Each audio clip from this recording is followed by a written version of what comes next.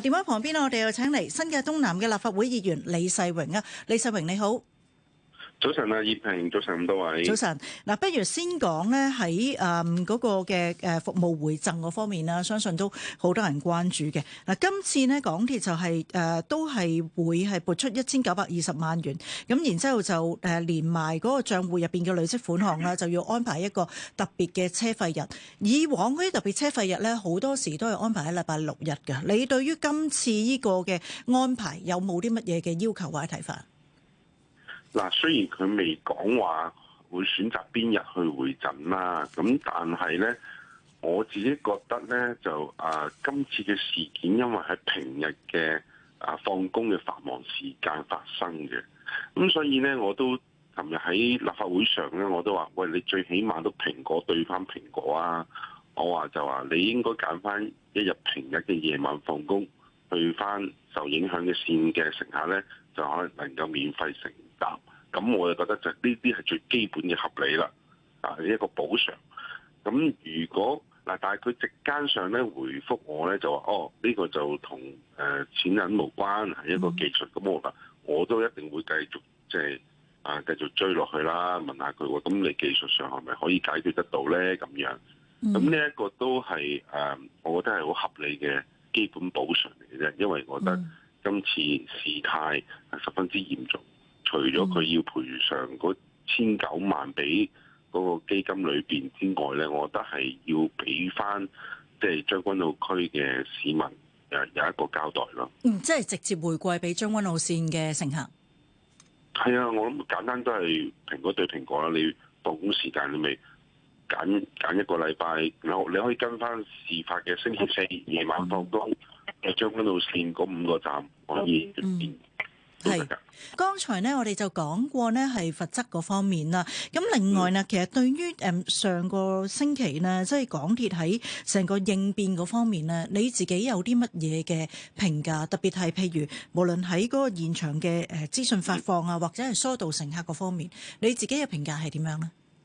嗱，事故發生當晚呢，我哋就喺現場嘅，咁咧係事故發生當晚咧，我哋就喺現場嘅。係咁就我哋嘅團隊咧落到現場咧，就發現咧就情況就比較有啲混亂。咁一來可能人數就眾多啦，特別咧就因為將軍澳線咧停駛咧，咁所以咧啲乘客咧返將軍澳嘅話咧就逼爆咗喺呢個調景嶺站嗰度。咁就我哋就發現，即係工作人員咧，港鐵工作人員咧，佢哋嗰啲配備咧就唔係好充足嘅。咁呢個我琴日喺會上都提咗噶啦。咁要求佢哋改善，譬如佢要增加啲配套，最基本一啲可能嘅溝通工具對講機啊，有一啲顯示屏啊，應該要有準備喺度嘅。逢親有任何事故就要拎出嚟用嘅，呢個第一點。第二點咧，可能人手都不足嘅，因為琴日佢都上嚟立法會都講啦，佢成件事有130人去幫手去處理危機嘅，即係緊急應變。咁但係130人除翻幾個站咧，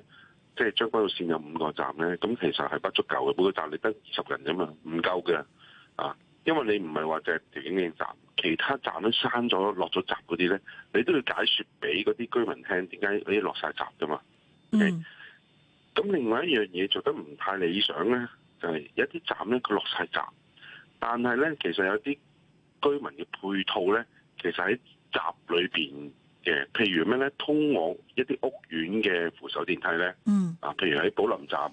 有市民同我反映落咗閘，但係咧，有一條嘅扶手電梯咧，係要經過寶林站入邊，咁先翻到去屋苑嘅。咁當然啦，唔係淨係唯一一條路，可以有其他路，但係要兜大個圈咁樣意思。咁但係呢啲似乎就冇必要落晒全閘咁樣啦。同埋有一啲咧，市民就話：我去鐵路站入邊嗰啲商戶嘅啫。有啲要攞快遞，有啲要買早餐等等，亦都係嗰晚就冇得可以使用啦。咁我覺得。即係 so far 嚟講，唯一一個事實咧，就係當時事故咧，港鐵啦、局長啦、處長啦、運輸署署長啦、民政事務處都有同我聯絡，呢個唯一係 OK 嘅。咁其餘嘅話，我覺得整個嘅應急咧，其實就一定係要去即係去檢視一下，同埋要有改進先得。嗱，當日呢，有部分嘅車站呢係落咗閘㗎，咁港鐵就話啦，其實係令到市民呢明白列車服務呢係冇嘅暫停嘅。咁你覺得呢個安排理唔理想呢？所以你話嗰個服務，嗰個服務佢就講咧，就話有部分嘅車站咧係落咗閘。咁佢尋日就話呢，呢個安排係令到市民呢更加容易明白咧嗰陣時係冇列車服務嘅。你覺得呢個安排係咪恰當嘅安排啊？嗱，琴日佢喺立法會咁講嘅時候咧，我自己腦裏面都幻想嘅，我又覺得又唔係嘅。我話你啲閘機你全部都鎖住晒㗎啦，咁基本上如果按正常拍八達通係已經入唔到㗎啦嘛，或者其實已經顯示紅色交叉嘅個閘機。根本上就已經入唔到嘅，除非你係擔心有一啲乘客係跳入閘嘅啫，否則嘅話其實完全唔使喺整個外邊嗰度落咗大閘嘅，因為落咗大閘，正如我剛才所講啦，入邊有其他民生配套咧係用唔到嘅，咁就變相係已經受影響嘅情況下，再加其他影響出現咗，我覺得呢個就即係冇咁嘅必要咯。咁我諗喺人手上你多少少咧就已經 OK 嘅。咁當然啦，究竟係唔係而家我哋嘅香港嘅港鐵喺重大事故嘅人手啊、配套啊、個應對方面咧係不足夠咧？嗱，呢個我真係有一個懷疑喺度嘅。咁但係咧，我哋每一天以鐵路為骨幹，咁多人去搭港鐵咧，真係有時要最壞打算去做準備嘅。未必一定要用得着，但係要有嗰個準備。咁所以你話喂，幾萬人嘅去搭嘅一條線，講緊可能上10萬人搭嘅一條線路，但係你得130人嘅人手咧，同埋咁嘅配備咧，同埋咁嘅去做準備嘅指引咧，其實係真係已經係應付唔到嘅，真係要去改善嘅。嗱，李世榮啊，留意到呢，尋日啊，局長呢，佢喺開場發言嘅時候呢，亦都有講到呢，就話要求運輸署啊，要仔細檢視呢點樣加強協調各公共交通營辦商喺突發情況之下嘅緊急應變工作，以期呢喺類似事件發生之後呢，作出呢最適切同埋迅速嘅調配，協助減低呢對市民大眾嘅影響嘅。其實你自己覺得呢，譬如以根據上個星期4嗰個經驗啊，喺其他嘅配套協調上面咧，有啲咩地方需要進一步改善嘅？嗱，正如我早前已經公開講過咧，咁其實疏導乘客咧嘅方法咧，並非係即係如果今次將軍澳線全條線暫停服務嘅時候咧，並非將佢谷爆咗去呢個調景嶺站。即係如果你問我操作嘅話咧，我就會安排啲車喺港島區。喺九龍區，譬如全部都係開工嘅時候，我咪安排啲車喺九龍灣站、喺油塘站，安排啲車喺北角站同埋呢一個鰂魚，全部都係嗰面翻嚟嘅。特別係港島線，你轉線就係北角鰂魚涌嗰度轉過嚟將軍澳線噶嘛。咁你冇必要逼爆晒喺呢個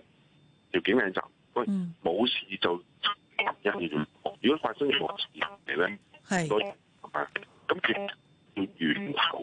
做一個嘅疏導，咁先理想。咁當然啦，即係事件已經發生咗，我只能夠希望佢哋吸取嗰個經驗教訓。日後如果真係有咩事上嚟咧，唔好就係話靠嗰個發生事故嘅站去解決，係再數上去一啲嘅源頭嗰度咧，開始疏導乘客。因為你譬如去九龍灣，你同啲乘客講話，喂，全條將軍澳線已經封咗㗎啦。暫停服務，可能你喺九龍灣站一出，我巴士可以送你翻將軍澳，呢啲咪變相嗰個調景嶺站個壓力唔會太大咯。好啊，李世榮，多謝你，暫時同你傾到呢度啊，係新界東南嘅立法會議員啊。